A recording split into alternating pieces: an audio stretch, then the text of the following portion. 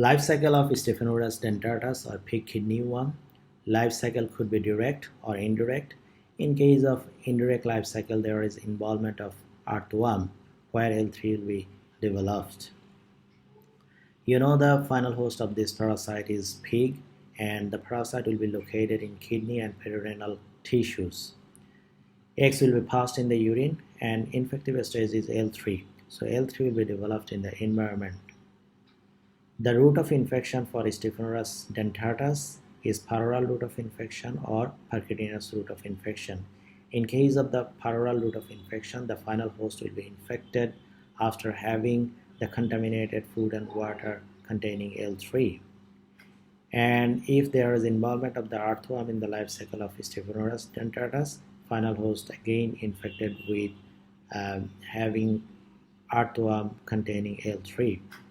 In case of the percutaneous route of infection, L3 will penetrate the host skin. So the adult parasite, that is male and female parasite, will live in the kidney and perirenal tissues. Female parasite will lay eggs and these eggs will pass through the urine. And when these eggs pass through the urine and come to the environment, they will have to become L1, L2 and L3. So the infective stage L3 will be developed in the environment. Final hosts get infected by a L3 during ingestion of contaminated food and water containing L3 stages or L3 in the earthworm. And immediately after entering into the body, the L3 stage will move to L4. And this immature stage, that is L4 stage, will migrate to the liver via circulation. And when this L4 stage reaches to the liver,